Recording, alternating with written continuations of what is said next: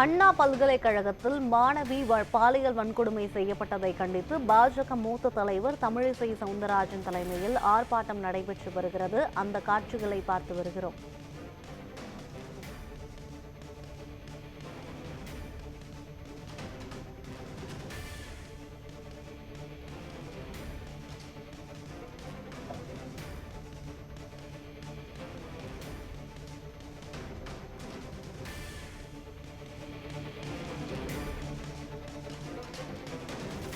மாணவி பாலியல் வன்கொடுமை காரணமாக அண்ணா பல்கலைக்கழக வளாகத்தில்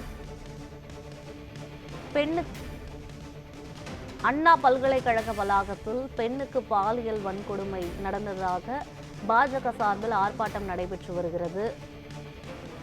இது பற்றிய கூடுதல் விவரங்களை வழங்குவதற்காக செய்தியாளர் சின்னமணி இணைப்பில் இருக்கிறார். சின்னமணி, பாஜக சார்பில் போராட்டமானது நடைபெற்று வருகிறது. மேலும் விவரங்கள் என்ன, சொல்லுங்க. நிச்சயமாக யுவராணி, நேற்று இந்த சென்னை அண்ணா பல்கலைக்கழகத்தில் மாணவி பாலியல் வன்கொடுமை செய்யப்பட்ட வழக்கு பதியப்பட்டிருந்தது. அந்த வழக்கில் ஒருவரை நேற்று போலீசார் கைது செய்திருந்தனர். ஞானசேகர் என்பவரை கன்னியாகுமரி மாவட்டத்தைச் சேர்ந்த மாணவி ஒருவர் 2ஆம் ஆண்டு பொறியியல் படித்து வந்தார்.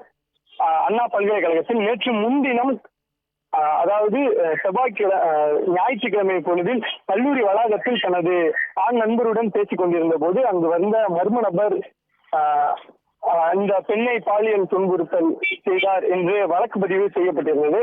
இந்த வழக்கு பதிவை கண்டித்து தற்போது சென்னை வள்ளுவர் கோட்டம் பகுதியில் பாஜக கட்சி, அதாவது தமிழிசை சவுந்தரராஜன், முன்னாள் ஆளுநர் தமிழிசை சவுந்தரராஜன் தலைமையில் இங்கு ஆர்ப்பாட்டம் நடைபெறுவதாக அறிவித்திருந்தனர்.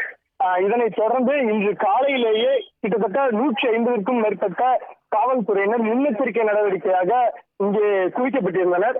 தற்போது தமிழிசை சவுந்தரராஜன் இன்னும் இந்த இடத்திற்கு வரவில்லை. ஆனால் பாஜகவினர் ஒரு 5 பேராக அல்லது 10 பேராக இங்கே வெவ்வேறு திசைகளில் இருந்து கூடி வருகின்றனர். கூடி தமிழக அரசிற்கு எதிராக கோஷங்களை எழுப்பி வருகின்றனர்.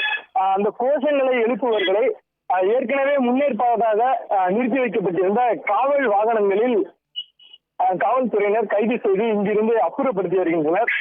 தொடர்ந்து இந்த வழக்கில் இன்னும் 5 தனிப்படைகள் அமைத்து காவல்துறையினர் விசாரணை செய்து வரும் நிலையில் பாஜக சார்பாக மட்டுமல்லாது வெவ்வேறு கட்சியினர் சார்பாகவும் ஆங்காங்கே ஆர்ப்பாட்டம் நடத்தப்பட்டிருந்தது.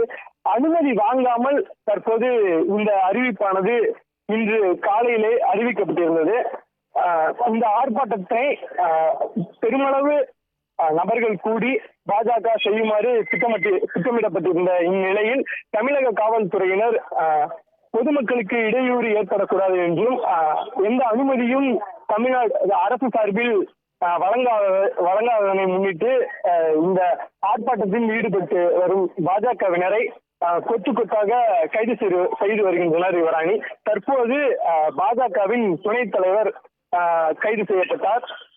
அதற்கு முன்பாக 4-5 நபர்கள் இங்கே ஆர்ப்பாட்டத்தில் ஈடுபட்டு வந்தனர். அந்த ஆர்ப்பாட்டத்தில் ஈடுபட்ட நபர்களையும் போலீசார் கைது செய்தனர். பாஜக மாநில துணைத் தலைவர் கருநாகராஜன் உள்ளிட்ட பாஜகவினர் கைது செய்தனர். பாஜகவின் செய்தி தொடர்பாளர் உள்ளிட்டவரை தற்போது கைது செய்தனர். இங்கே போக்குவரத்திற்கு இடையூறு ஏற்படும் நிலையில் தற்போது வாகனங்கள் அதிகமாக இங்கே நின்று கொண்டிருக்கிறது. வெவ்வேறு பகுதிகளிலிருந்து பாஜகவினர் 5-6 பேர், அதாவது கிட்டத்தட்ட ஒரு குழுவாக வந்து இங்கே வெவ்வேறு பகுதிகளிலிருந்து கோஷங்களை எழுப்பி வருகின்றனர். முன்னெச்சரிக்கை நடவடிக்கையாக காவல்துறையினர் 150க்கும் மேற்பட்டோர் வெவ்வேறு திசைகளில் எச்சரிக்கையுடன் நின்று இங்கே கூடி தமிழக அரசிற்கு எதிராக கோஷங்களை எழுப்பும் பாஜகவினரை கைது செய்து வருகின்றனர். யுவராணி, விவரங்களுக்கு நன்றி சின்னமணி.